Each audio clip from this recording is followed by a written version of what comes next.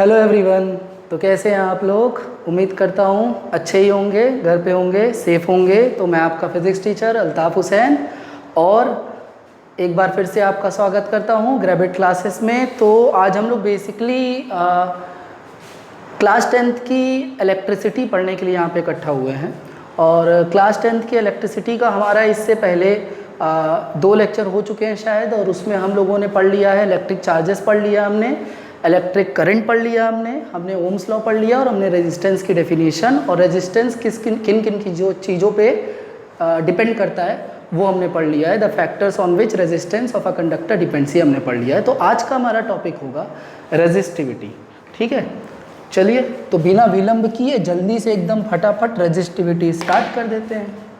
तो हमारा टॉपिक क्या है भाई? रेजिस्टिविटी। अब रेजिस्टिविटी होता क्या है? जैसा हमारा था ना, resistance is the property of the conductor, तो वैसे ही हम लिख सकते हैं। क्या बोल सकते हैं इसको? It is the property of the material of conductor. ठीक है ना? अब इतना लिख लिया।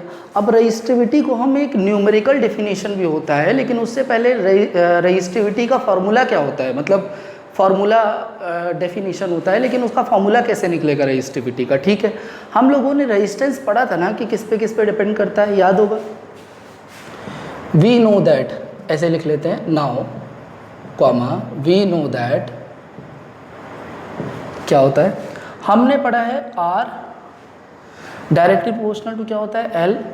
पढ़ा था ना, रेजिस्टेंस 4 चीज़ों पे डिपेंड करता है, तो हमें 2 चीज़ें लेनी है। आर किस पे डिपेंड करता है? डायरेक्टली प्रोपोर्शनल टू एल होता है, आर इन्वर्सली प्रोपोर्शनल टू ए होता है। जिन लोगों को ये समझ में नहीं आ रहा है, इससे पहले वाला लेक्चर जाके कर लें, ठीक है, उनसे हमारा रिक्वेस्ट है कि कर लें ताकि ये समझ में आए ये lecture. R directly proportional to L है, inversely proportional to A. L क्या होता है? लेंथ होता है। ए क्या होता है? एरिया होता है। आर क्या है? हमारा रेजिस्टेंस ऑफ कंडक्टर है। मान लो इक्वेशन 1 है और इक्वेशन 2 है। कंबाइनिंग इक्वेशन 1 एंड 2, इक्वेशन 1 और 2 को अगर हमने कंबाइन कर दिया तो क्या बनेगा बताओ? डायरेक्टली प्रोपोर्शनल टू लिख सकते हैं ना। एल ऊपर है और नीचे क्या है? ये तो 1/a था, तो नीचे क्या है? ए है। जब कभी भी प्रोपोर्शनल का साइन क्या होता है? हटता है, और इक्वल का लगता है तो एक कांस्टेंट आता है हमेशा। यहाँ पे एक कांस्टेंट आएगा, क्या? रो। तो यहाँ क्या लिखेंगे? इसके बाद ये हो गया, आर इज इक्वल टू कितना हो गया? रो L/A निकल आया। इधर लिख लेते हैं, where rho is a constant and is called resistivity of material of conductor. ठीक है, रो क्या है? कांस्टेंट है, जिसको इसी रो को रेजिस्टिविटी कहते हैं। तो देयरफॉर हम लोग यहाँ पे रो क्या हो गया? रेजिस्टिविटी हो गया। तो हम लोग और क्या लिख सकते हैं यहाँ पे, या देयरफॉर करके क्या लिख सकते हैं? रो इज इक्वल टू, देखो ए डिवाइड हो रहा है, इधर जाके मल्टीप्लाई होगा, एल मल्टीप्लाई हो रहा है, इधर जाके डिवाइड होगा, तो फॉर्मूला क्या बनेगा? RA/L। ये भी लिख सकते हैं हम लोग। ठीक है कि नहीं? अब यहाँ से देखो, एक बहुत बढ़िया डेफिनेशन बनती है यहीं से हमारा, इसको कहते हैं फॉर्मूला बेस्ड डेफिनेशन। क्या है इसका फॉर्मूला बेस्ड डेफिनेशन? देखो, इफ़ अगर हमने सपोज किसी कंडक्टर का, मान लो लेंथ हमने कितना ले लिया? 1 मीटर, एंड एरिया हमने कितना ले लिया? 1 मीटर स्क्वायर ले लिया, देन इस फॉर्मूले से रो कितना हो जाएगा बताओ जरा? रो इज इक्वल टू क्या हो जाएगा? आर। ए कितना है? 1 है। एल कितना है? 1 है। तो रो कितना हो जाएगा? आर। ये निकल जाएगा कि नहीं? तो हम क्या कह सकते हैं इससे? हमारा डेफिनेशन क्या बनी? क्या डेफिनेशन बन गई? अगर इधर वाला कॉपी कर लिए, इधर वाला कॉपी कर लिए, तो हम इधर इरेज करके इधर डेफिनेशन लिख दें इसकी। ठीक है, आई होप कॉपी कर लिए होगे। चलो, तो हम कह सकते हैं, ध्यान देना, यहाँ पे क्या डेफिनेशन बन गई कि अगर लेंथ 1 मीटर होगा किसी तार का, एरिया 1 मीटर स्क्वायर होगा, तो जो रेजिस्टिविटी है वो किसके बराबर हो जाएगा? रेजिस्टेंस के बराबर। तो लिखेंगे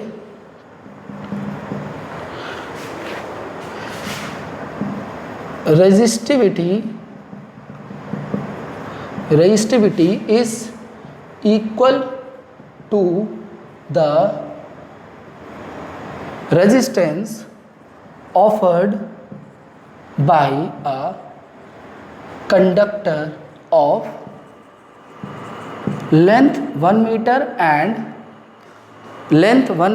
एंड एरिया 1 मीटर स्क्वायर। मतलब रजिस्टिविटी किसके इक्वल होगा? रेजिस्टेंस, एक कंडक्टर के रेजिस्टेंस के बराबर होगा जिस कंडक्टर का लेंथ 1 मीटर है और एरिया 1 मीटर स्क्वायर है। ये हम लोग इससे डेफिनेशन बना सकते हैं। अब एक चीज़ और है कि रेजिस्टिविटी कौन सी क्वांटिटी है, तो जाहिर सी बात है इट इज़ स्केलर क्वांटिटी। कौन सी क्वांटिटी है? स्केलर क्वांटिटी है। मेरी हैंड राइटिंग थोड़ी ज़्यादा ही अच्छी है, मतलब समझ सकते हो तो तुम लोग आई होप कोऑपरेट कर लोगे, समझ में आ रही होगी, ठीक है। इन केस अगर कुछ नहीं समझ में आती तो कमेंट बॉक्स में आप लोग पूछ सकते हो, या हमारे फेसबुक पेज पे विजिट करके वहाँ पे कोई भी क्वेरी कर सकते हो मैसेज में, ठीक है। चलो, ये स्केलर क्वांटिटी है। इसकी एसआई यूनिट क्या होगी?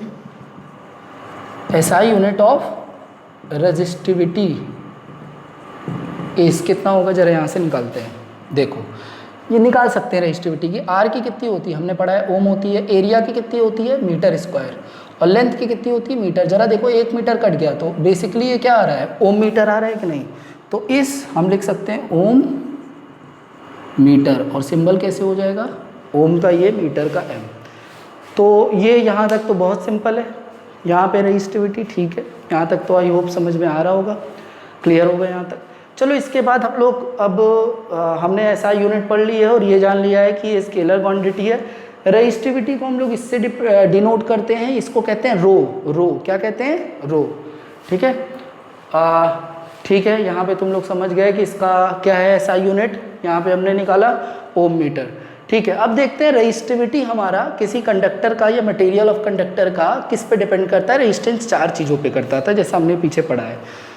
तो रेजिस्टेंस इधर मिटा सकते हैं हम। रेजिस्टेंस किस पे, किन 4 चीज़ों पे डिपेंड करता था? याद होगा, लेंथ पे, दूसरा एरिया पे, तीसरा टेम्परेचर पे, और चौथा nature of material of conductor पे। तो रेजिस्टिविटी 4 पे नहीं, 2 लोगों पे डिपेंड करेगा सिर्फ। जो रेजिस्टेंस पे शुरू के 2 थे ना, वो नहीं होंगे, लेंथ और एरिया नहीं होगा। इसका मतलब किस पे डिपेंड करेगा? टेम्परेचर पे और nature of material of conductor पे। तो लिखेंगे resistivity of conductor depends upon, 2 लोगों पे करेगी, किस पे? पहला टेम्परेचर ऑफ कंडक्टर और दूसरा nature of material of conductor. तो इससे एक बात बहुत क्लियर है। क्या क्लियर है? अगर कभी तुम्हारे तार का, कंडक्टर का लेंथ या एरिया इंक्रीज या डिक्रीज हो तो रेजिस्टेंस चेंज होगा, क्योंकि वो लेंथ एरिया पे डिपेंड करता है। ये नहीं करता, तो ये चेंज नहीं होगा लेंथ और एरिया से। ये तभी चेंज हो सकता है जब टेम्परेचर चेंज हो या फिर नेचर ही चेंज हो जाए, ठीक है, मटेरियल ऑफ कंडक्टर का। ठीक है, यहाँ तक तो क्लियर है। अगर इतना कॉपी कर लो तो एक छोटा सा न्यूमेरिकल कर लेते हैं इस पर। आई होप रेजिस्टिविटी समझ में आ गया होगा। अच्छा, एक चीज़ और तुम लोग नोट डाउन कर सकते हो कि रेजिस्टिविटी की रेंज क्या होती है। रेजिस्टिविटी की रेंज क्या होती है? रेंज ऑफ रेजिस्टिविटी कितनी होती है भाई? देखो, ये कंडक्टर के लिए कह सकते हो, कंडक्टर के लिए इसकी रेंज होती है 10⁻⁸ से लेके 10⁻⁶ ओम मीटर तक। और इंसुलेटर के लिए कितनी होती है? 10⁻⁸ से 10⁻12 ओम मीटर तक। ये नोट डाउन कर सकते हो, ठीक है। इसको कर लो, मतलब कि रेजिस्टिविटी कितनी इनके बीच, कंडक्टर की इसके बीच होती है और इंसुलेटर की इसके बीच होती है, ठीक है ना। अब इसके बाद हम लोग करेंगे कंडक्टर में तो समझ रहे हो क्या क्या आएगा, silver, copper and so on. Insulator में रबर आ गया, ठीक है ना, रबर आ गया हमारा, वुड आ गया, ग्लास आ गया, ठीक है। इसके बाद एक क्वेश्चन करेंगे बड़ा अच्छा सा, और क्वेश्चन हमारा ऐसा है, इसको पूरा रब कर देते हैं, कॉपी कर ही लिया होगा। क्वेश्चन है, what will be the resistance of a conductor whose length is doubled and area is halved। एक कंडक्टर की रेजिस्टेंस क्या निकलेगी, what will be the resistance of conductor whose length is doubled and area is half. एक कंडक्टर, एक तार है, उसका लेंथ खींच के दुगना कर दिया गया और एरिया उसका क्रॉस सेक्शन एरिया आधा कर दिया गया, तो उस कंडक्टर की रेजिस्टेंस, नई रेजिस्टेंस क्या निकलेगी। बिल्कुल सही बात है, अगर लेंथ और एरिया में चेंज आता है तो रेजिस्टेंस चेंज होता है, पता होगा तुम लोगों को, रेजिस्टिविटी चेंज नहीं होता। तो ठीक है, क्या करेंगे अब, बहुत आसान है इसको करना। चलो तो हम लोग इसको लिख लेते हैं कि